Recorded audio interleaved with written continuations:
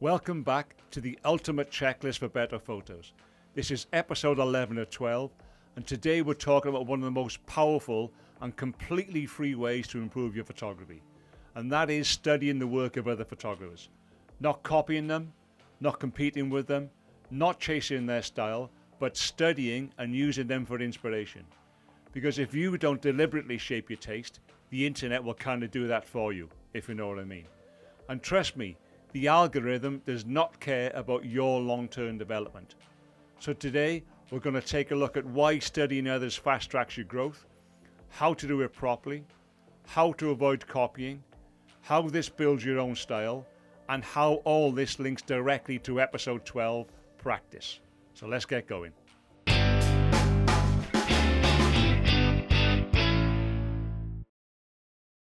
Every art form has an apprenticeship phase, which some of my student photographers found hard to accept. They wanted to know everything and they wanted it now, but it doesn't work like that. Musicians listen to music they like. Writers read books that resonate with them, and painters visit galleries for inspiration. But as photographers, it seems these days we mostly scroll, and that's the problem, because scrolling is passive, studying is active, and when you study great photography, you train your eye to notice light, composition, the moment, color, story and intent, and over time your brain starts building a visual library. That library is what you're able to draw from when you're out with your camera, and if you don't fill that library deliberately, it fills randomly, and random input is very likely to create random output. Okay, this is where things start to get really practical. I'm going to give you 2 photographers from each of 10 genres to study. Not so you try to follow them all, but so you can see the range of approaches within each space. I've learned over the years that most skills are transferable between genres, and as a wedding photographer, I had to be good at many of them. Oh, and I'll include a link to each photographer mentioned in the description for you. Also, please remember you do not need to study all of them. Just pick your favourite from your preferred genre and explore their work. And there are, of course, many more great photographers out there. So consider this list as a good starting point and not anywhere near exclusive. Okay, so let's walk through them all, starting with landscape. As good a place as any to start. So first up, Ansel Adams, the legendary landscape photographer, celebrated for his incredible black and white images and who you may have heard of. He's considered to be the master of light control, tonal range and intentional printing. So study him for how exposure and composition work together with purpose. And pay attention to how he uses contrast to guide your eye exactly where he wants it.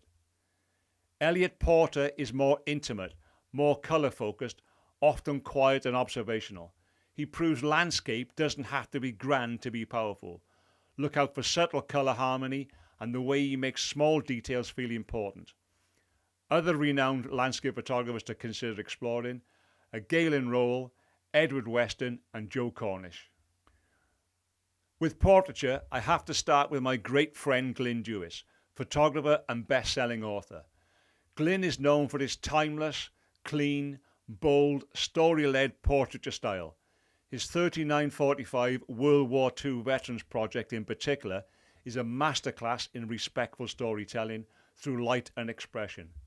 Watch how Glyn keeps things simple, so the person, not the setup, is what matters most. Richard Avedon used stripped-back backgrounds with raw human presence. He used simplicity to let personality take centre stage. Study how he gets emotion through body language and eye contact and not gimmicks.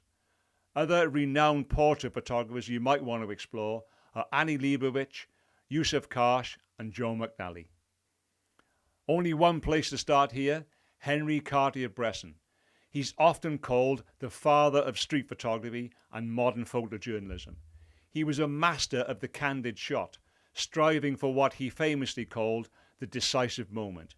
He used timing, geometry and anticipation. The big takeaway from his work is this: he wasn't lucky, he was ready, and he waited for the frame to complete itself. Fan Ho was one of the most important street photographers of the 20th century. He used dramatic light and shadow, graphic shapes and atmospheric scenes. Look out for how he uses layers and silhouettes to turn real life into something almost cinematic.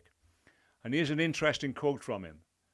"I feel technique is not too important. It's more important to use your eyes, mind and heart."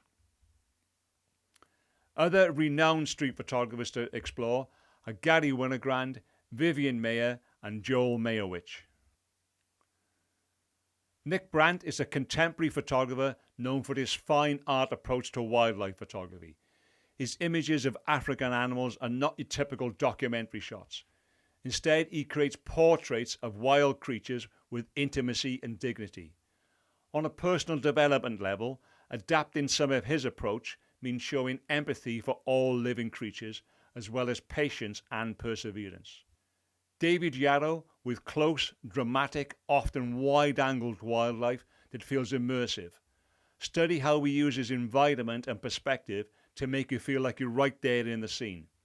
And other renowned wildlife photographers to look into are Franz Lanting, Art Wolf and Moose Peterson. Thomas Shahan is one of the world's most compelling macro photographers with images of insects with character. He uses shallow depth, controlled light and intimacy. The takeaway here is that macro isn't about size, it's about making tiny subjects feel epic. Levon Biss, incredibly detailed, high-resolution macro work that turns small subjects into monumental portraits. Study his lighting and detail control. It's like looking at a scientific scan with plenty of soul. And other renowned macro photographers to consider are Robert Thompson, John Shaw and my good buddy Stuart Wood. Neil Leifer is a legendary sports photographer, particularly famous for his boxing photographs with those iconic moments, perfect timing and depicting sport as history. Look at how he frames the moment so you feel all the power and the drama, not just the movement itself. Walter Eos Jr. for emotion and story in sport, not just action. He's great for studying how to show character, pressure and humanity in a fast-paced world. And other renowned sports photographers to look at are Bob Martin, Bill Frakes and Brad Smith. Hiroshi Sugimoto is a Japanese conceptual photographer whose work bridges photography and philosophy with minimal philosophical time-based projects. Study how he uses simplicity to make you think. His pictures feel like questions and not answers. Cindy Sherman uses self-portraiture as an exploration of identity and photography as idea. The lesson here is that an image can be a statement and it doesn't have to be a pretty picture. Other renowned conceptual photographers to consider are Gregory Crewdson, Jeff Wall and Brooke Shaden. Sebastião Salgado was a Brazilian social documentary photographer and photojournalist. His images are powerful human stories, scale, depth and emotion. Take a look at and study how he uses light and shadow to add weight and dignity to the subject. Trent Park has a high contrast, black and white style with a distinctly personal voice. So study and take into account how he uses contrast and moment to create feeling.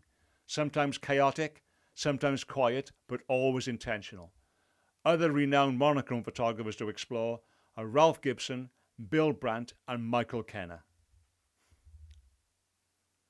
Paulette Tavermina is a contemporary still life photographer inspired by 17th century Dutch painters with old master style lighting, careful arrangement and a definite painting equality.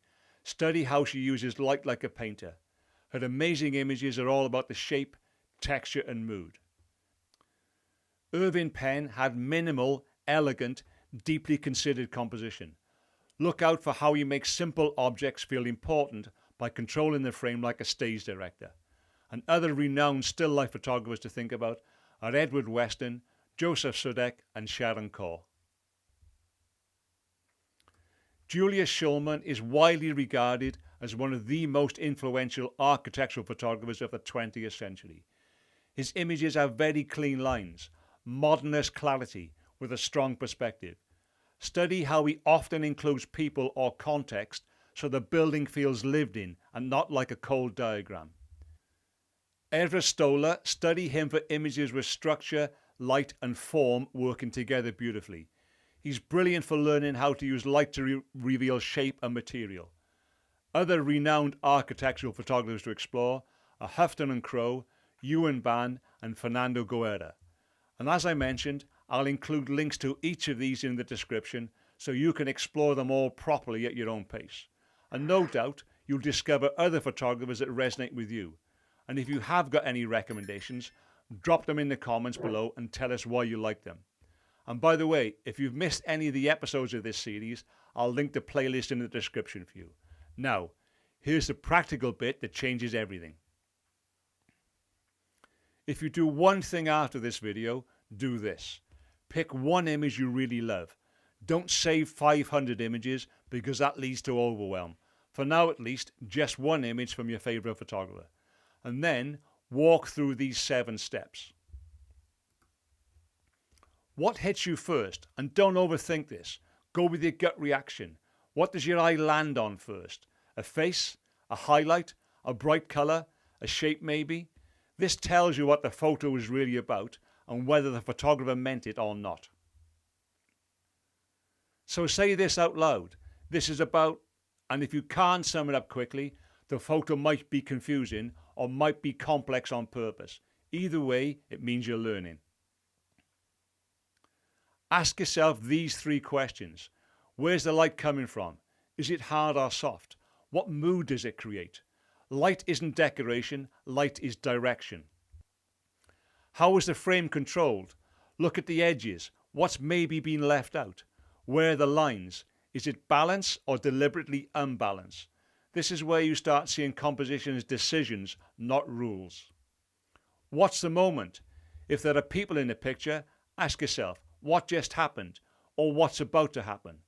Even in a still life or a landscape, there is still a moment. A shift in light, a gesture, or a break in the cloud perhaps. What's the colour or tonal story? If it's colour, is it harmonious or contrasty? If it's black and white, where is the contrast? What's bright, what's dark? This is how photographers quietly steer the viewer's eye.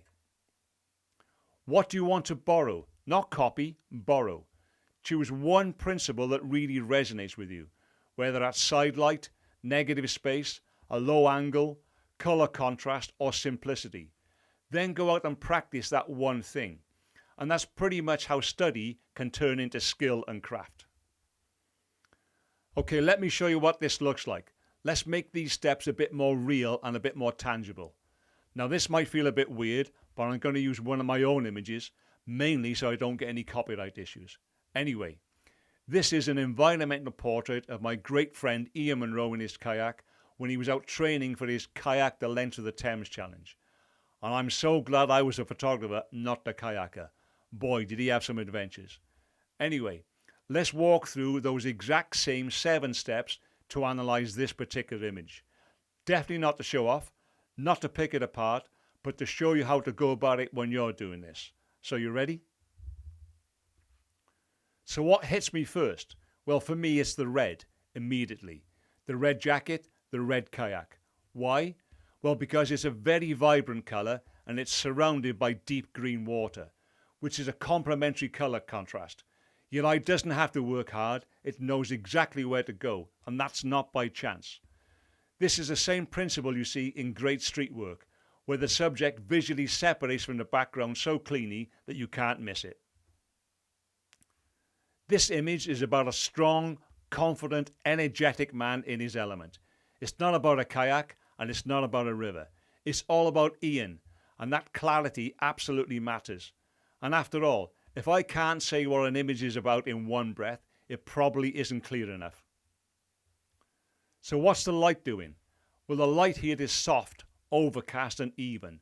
No harsh shadows, no distracting highlights, which means the expression leads and carries the frame. The light is basically supporting the person, not trying to steal the show. And that's something I've learned over the years by studying great portrait work, and specifically from Glyn. Control the light so the story comes first. Now, how is the frame controlled? Well, look at the diagonal of the paddle. It cuts across the frame, and that creates energy. The edge of the kayak leads your eye back into him, and the background is soft enough so it doesn't compete at all. I think this is where composition stops being a rule and starts being more of a decision. So what's the moment? Well, here he's mid-stroke, not static, not resting, but active. But, and this is important, he's looking at the camera, so you get movement and connection. That's timing and awareness, and definitely not luck. So what's the colour story? Well, basically red against green, energy against calm, even natural against manufactured maybe. The red pushes forward and the green sits back. So therefore we get instant separation. And as I found by looking at the work of others, you can learn so much just from studying how colour is used deliberately. So if I pretend for a second that this image wasn't mine, what would I borrow from it? Well, not the scene and not the subject. I'd borrow strong colour separation, diagonal movement, soft light for flattering skin, and an environment that adds to the story but doesn't distract. Then I go out and find my own version of that. In fact, I could and should actually repeat that recipe for different subjects in different scenes. So watch this space. Anyway, that's how study becomes skill and helps your craft. And here's the big point. If you do this regularly, your brain starts seeing these things before you even lift the camera. You start noticing diagonals naturally. You start spotting colour contrast. You start anticipating moments. And that's exactly how style forms. Not from presets, but from perception. Now, with all that in mind, let's come back to the most important idea of all. So let's expand on this, because this is where personal development comes into it. You do not build a style by dabbling in everything. Not that there's anything wrong with that as such, and you have to experiment to find out what you like. But you build a style by studying intentionally. Pick a genre you love, pick 2 or 3 photographers in that space, and do some deep research. Print their work or have it in a book. Analyse it, revisit it often, and ask yourself why it works. Depth builds discernment. Discernment builds taste. Taste builds style. And style is not a filter. Style is a series of deliberate, repeated decisions over time. So this is important to remember. Inspiration is analysis. Blind copying is imitation without understanding. When you study an image, ask, what's the light doing? Where's the shadow falling? Why is the frame cropped there? What emotion is being created? Then take that principle and not any particular image into your own work. If someone uses sidelight beautifully, don't copy their scene. Go find your own scene and try sidelight with it. Does that make sense? Basically, you're learning the language. You're not memorizing the sentence. So here's how to do this properly. First, build a small curated folder. Not 500 images, maybe just 20. Then review them regularly, not casually, but deliberately. Thirdly, write down what you notice. Yep, write it down so it becomes muscle memory, such as light from the right, tight cropping, low angle, minimal background, for example. Then go out and practice just one of those elements, because this is how a style starts to emerge. So here's something to think about against the constant scroll of social media. The old masters were not checking engagement statistics. They were quietly building bodies of work over time. And here's the truth. Shooting for likes is futile in the long run. Algorithms change. Trends shifts and attention moves on. What gets applause this week is forgotten next week. If you shoot for likes, you'll chase trends and you'll end up chasing your own tail. You'll start second guessing your own instincts. You'll wonder whether something is post-worthy instead of asking whether it's meaningful, and that's a very unstable foundation to build your craft on. But if you shoot for your own development, for your own curiosity, for your own standards, something very different happens. You slow down. You go far deeper. You take more risks. You become less concerned with immediate validation and more concerned with long-term growth. Likes are kind of like a reaction. Craft is a long-term relationship. One is external, the other is internal. And internal motivation is far more powerful and sustainable.